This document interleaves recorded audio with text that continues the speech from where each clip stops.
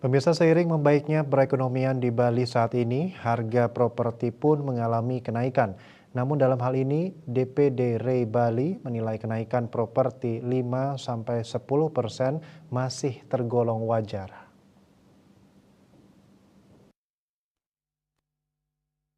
Kenaikan harga properti disebabkan oleh beberapa faktor, di antaranya harga bahan bangunan yang naik, ketersediaan lahan yang semakin sempit, serta upah pekerja semakin tinggi.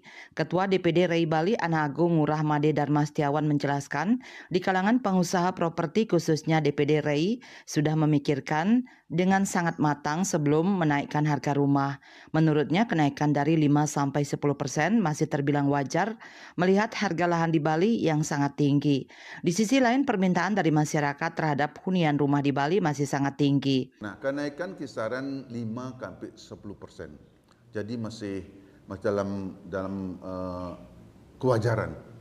Kami tidak sembarang, walaupun harga tanah sangat naik, tapi kita menaikkan 5 kali 10 walaupun keuntungan menjadi lebih tipis. Kita harus berusaha untuk mengimbangi permintaan dari banyak masyarakat dengan satu, menyediakan lahan pertama, lahan yang betul-betul primer untuk perumahan komersil, begitu juga pula dengan harga yang terjangkau oleh masyarakat.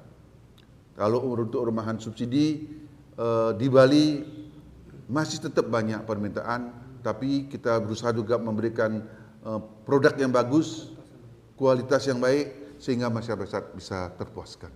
Sementara itu, Sekretaris DPD Rei Bali Iketut Soni Sasana menambahkan, berkaitan dengan rumah subsidi stok kuota yang disediakan oleh pemerintah pada tahun 2024 sangat terbatas, yaitu sekitar 160.000 unit. Sampai dengan bulan Juli ini, kuota serapan sudah mencapai 80%. Untuk itu pihaknya berharap kepada masyarakat yang berminat untuk memiliki rumah subsidi agar segera membuat keputusan. Jadi kami mengharapkan pada masyarakat yang berminat untuk mengambil rumah subsidi agar segera mengambil keputusan, karena proses KPR itu memerlukan waktu kurang lebih hampir 1 bulan agar bisa dilakukan proses KPR secara cepat dan masyarakat bisa mendapatkan rumah yang diinginkan dan bisa berproses di tahun ini.